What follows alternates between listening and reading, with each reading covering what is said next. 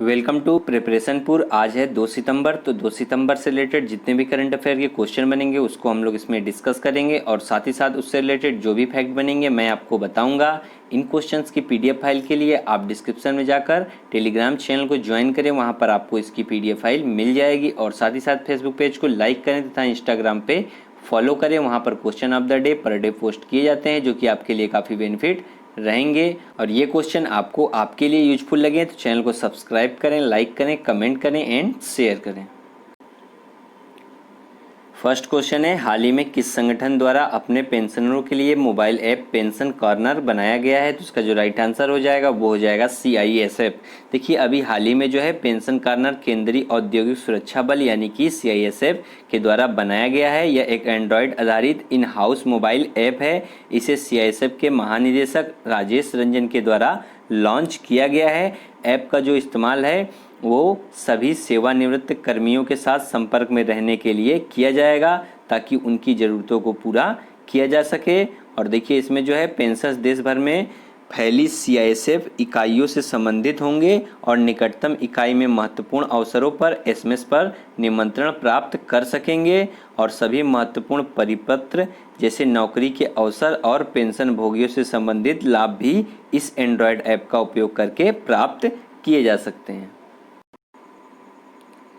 देखिए बात यहाँ पर अब CISF की है तो इसे हिंदी में कहते हैं केंद्रीय औद्योगिक सुरक्षा बल और इंग्लिश में इसकी जो फुल फॉर्म होती है वो होती है सेंट्रल इंडस्ट्रियल सिक्योरिटी फोर्स। मैं फिर से रिपीट कर दे रहा हूँ, इसकी जो फुल फॉर्म होती है वो होती है सेंट्रल इंडस्ट्रियल सिक्योरिटी फोर्स। यह एक अर्धसैनिक बल है। इसका कार्य सरकारी कारखानों एवं अन्य सरकारी उपक्रमों को सुरक्षा प्रदान करना है। ये बल देश के विभिन्न महत्वपूर्ण संस्थानों को भी सुरक्षा प्रदान करते हैं। और देखिए इसका जो गठन है वो 1969 में किया गया था और इसके प्रेजेंट टाइम पे जो महानिदेशक हैं वो हैं राजेश रंजन। नेक्स्ट क्वेश्चन है, हाल ही में F1 बेल्जियम ग्रांड प्रिक्स 2020 किसने जीता है? तो इसका जो राइट आंसर हो जाएगा वो हो जाएगा लुइस हैमिल्टन। देखिए लुइस हैमिल्टन ने जो है अभी F1 बेल्जियम ग्रांड प्रिक्स 2020 जीत लिया है और ये जो है 2020 में 7 रेसों में अपनी 5वीं जीत और इनके कैरियर की 89th जीत यानी कि 89वीं जीत हासिल की है।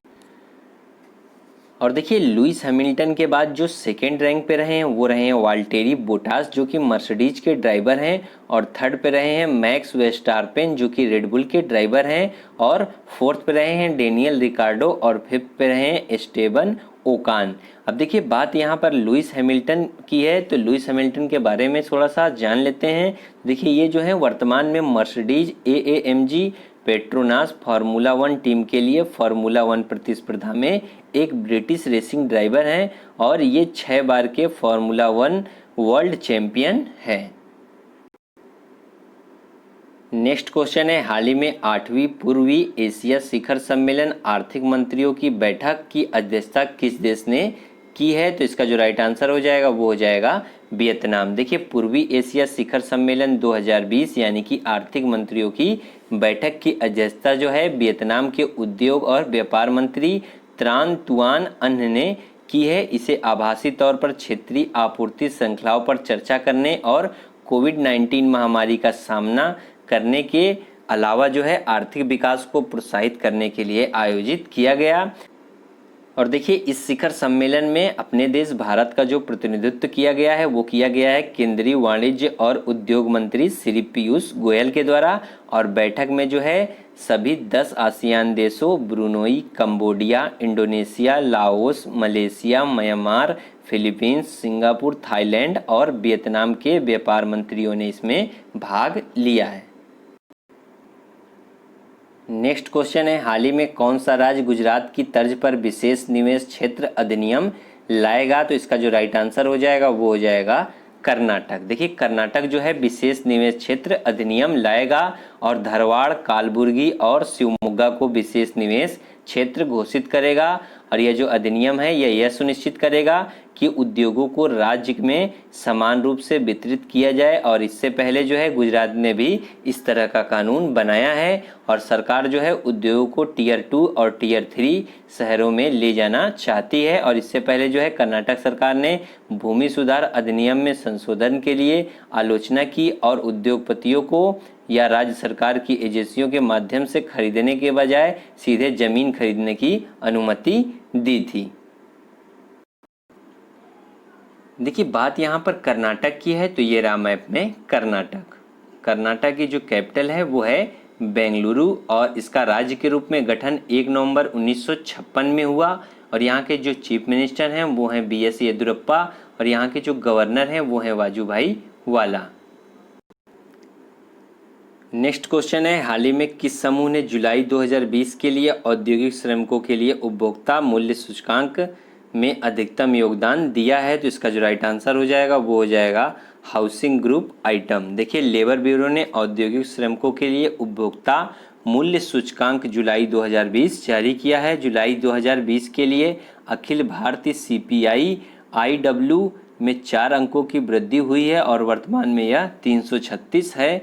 जून और जुलाई 2020 के बीच अखिल भारतीय CPI IW में जो है 1.20% की वृद्धि हुई है, और जून और जुलाई 2019 के बीच में इसमें 0.95% की वृद्धि हुई है। अब देखिए बात यहाँ पर CPI IW की है, तो देखिए यह अक्टूबर 1946 में शुरू किया गया था। यह भारत में उपलब्ध सबसे पुराना CPI है।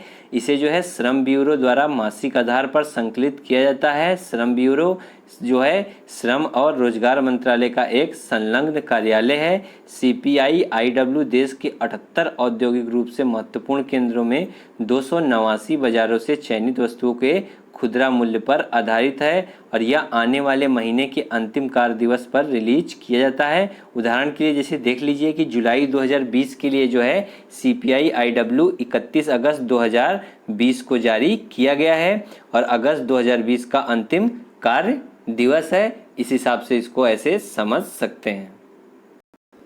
नेक्स्ट क्वेश्चन है, हाल ही में CSIR CMERI द्वारा विकसित दुनिया का सबसे बड़ा सौर वृक्ष कहाँ स्थापित किया गया है? तो इसका जो राइट आंसर हो जाएगा वो हो जाएगा दुर्गापुर। देखिए दुनिया का सबसे बड़ा सोलर ट्री CSIR CMRI द्वारा जो है विकसित किया गया, और इसे दुर्गापुर में CMERI आवासीय कॉलोनी में स्थापित किया गया है। इस सोलर ट्री की स्थापित क्षमता जो है वो 11.5 किलोवाट पावर से अधिक है, और यह सौर वृक्ष स्वच्छ और हरित शक्ति की 12,000 से 14,000 इकाइयाँ उत्पन्न कर सकता है। और न्यूनतम शैडो क्षेत्र सुनिश्चित करने के लिए सौर वृक्ष को इस तरह से डिजाइन किया गया है ताकि इनका उपयोग कृषि गतिविधियों के लिए भी किया जा सके, और प्रत्येक सौर वृक्ष की लागत जो है 7.5 लाख रुपए है। नेक्स्ट क्वेश्चन है, हाल ही में RBI ने विशेष खुले बाजार संचालन को कितनी राशि के लिए करने की घोषणा की है? तो इसका जो राइट आंसर हो जाएगा वो हो जाएगा A नंबर, यानी कि प्रत्येक को 10,000 करोड़ रुपए। देखिए तरलता पर दबाव कम करने के लिए RBI ने सितंबर के मध्य में 1 लाख करोड़ रुपए के टर्म रेपो ऑपरेशन जैसे कदमों की घोषणा की है। 1 लाख करोड़ के टर्म रेपो ऑपरेशन जो है फ्लोटिंग रेट्स पर किए जाएंगे। एडवांस टैक्स आउटफ्लो के कारण लिक्विडिटी पर दबाव कम करने के लिए टर्म रेपो ऑपरेशन किए जाएंगे। और देखिए RBI ने जो है 10 सितंबर और से जो है 17 सितंबर 2020 को 10,000 करोड़ रुपए के 2 भागों में 20,000 करोड़ रुपए के विशेष खुले बाजार परिचालन की भी घोषणा की है। और खुले बाजार परिचालन के दौरान RBI एक साथ सरकारी प्रतिभूतियों की जो है खरीद और बिक्री करेगा। देखिए बात यहाँ पर RBI यानी कि भारतीय रिजर्व बैंक ऑफ इंडिया की है। तो इसका जो हेडक्वार्टर है वो है महाराष्ट्र के मुंबई में, और इसकी स्थापना 1 अप्रैल 1935 में हुई। और इसके जो प्रेजेंट टाइम में गवर्नर हैं वो हैं शक्तिकांत दास, और ये जो है 25वें नंबर के गवर्नर हैं।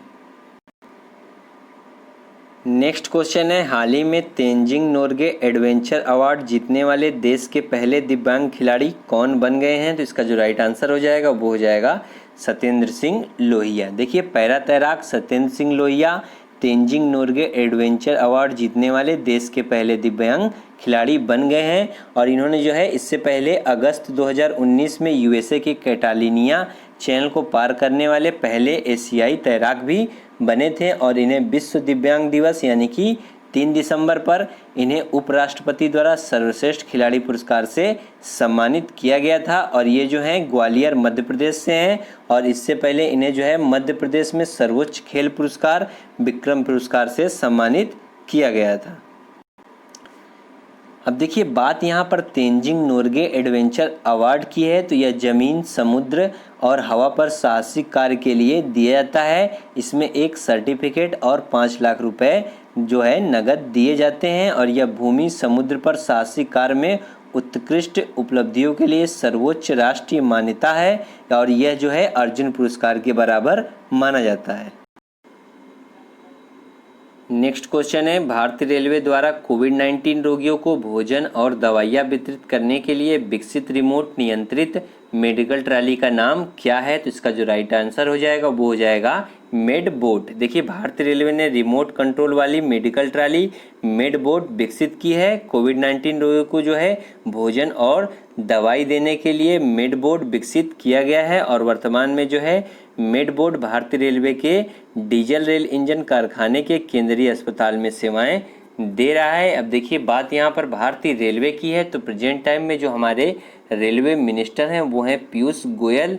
और जो प्रेजेंट टाइम में रेलवे बोर्ड के चेयरमैन हैं वो हैं विनोद कुमार यादव। नेक्स्ट क्वेश्चन है, भारतीय रेलवे किस वर्ष से पहले शुद्ध शून्य कार्बन उत्सर्जक बनने के लिए काम कर रही है? तो इसका जो राइट आंसर हो जाएगा वो हो जाएगा 2030। देखिए भारतीय रेलवे जो है 2030 से पहले शुद्ध शून्य कार्बन उत्सर्जक बनने और वर्ष 2023 तक 100% विद्युतीकरण प्राप्त करने के लिए काम कर रहा है। और देखिए सौर ऊर्जा के माध्यम से जो है ऊर्जा की खपत की ज़रूरतों को पूरा करने के प्रयास में भारतीय रेलवे ने अब तक 960 स्टेशनों का सौंदर्यीकरण किया है। और इससे 550 स्टेशनों के लिए 198 मेगावाट सौर रूफटॉप क्षमता के ऑर्डर भी दिए हैं। और सौर ऊर्जा का उत्पादन करके 2030 तक जो है 33 बिलियन यूनिट से अधिक ऊर्जा खपत की और सभी ज़रूरतों को पूरा करने की भी इसकी योजना है। और वर्तमान में जो है भारतीय रेलवे की वार्षिक आवश्यकता 20 बिलियन यूनिट है। और देखिए इसके द्वारा जो है 2030 तक खाली ज़मीन का इस्तेमाल करने की योजना है, जिसमें 20 गीगावाट क्षमता के सोलर प्लांट लगाए जाएंगे। और देखिए बात यहाँ पर भारतीय रेलवे की है, तो भारतीय रेलवे की स्थापना 18 मई 1845 में हुई थी। और यह वर्तमान में 18 जोन और 70 डिवीजनों में विभाजित है, जिसमें साउथ कोस्ट रेलवे जोन सबसे नया जोन है। नेक्स्ट क्वेश्चन है, प्रणब मुखर्जी जिनका हाल ही में निधन हो गया, इन्होंने भारत के राष्ट्रपति के रूप में कब तक कार्य किया? तो इसका जो राइट आंसर हो जाएगा वो हो जाएगा 2012 से 2017। देखिए इन्होंने जो है 2012 से 2017 तक भारत के 13वें राष्ट्रपति के रूप में कार्य किया। और इन्हें 2019 में भारत रत्न से सम्मानित किया गया। और 2008 में इन्हें पद्म विभूषण से सम्मानित किया गया। और भारत के 13वें राष्ट्रपति और भारत रत्न से सम्मानित प्रणब मुखर्जी का जो निधन है वो फेफड़ों के संक्रमण के कारण जो है सेप्टिक शॉक में चले गए थे, उसके कारण हुआ है। और मस्तिष्क में जो है इनके एक थक्का को हटाने के लिए इनका ऑपरेशन किया गया था। और देखिए सरकार ने जो है 6 सितंबर तक 7 दिन का राजकीय शोक घोषित किया है। और देखिए ये जो है भारत के राष्ट्रपति के रूप में इनका कार्यकाल प्रतिभा देवी सिंह पाटिल के बाद का था। और अब जो है रामनाथ कोविंद ने इनका स्थान लिया है। और देखिए इन्होंने जो है रक्षा मंत्री, विदेश मंत्री और योजना आयोग के उपाध्यक्ष के रूप में भी कार्य किया है। और इन्हें जो है विश्व में सबसे अच्छे वित्त मंत्री 1984 में और एशिया के वित्त वर्ष के मंत्री 2010 के रूप में मान्यता मिली है।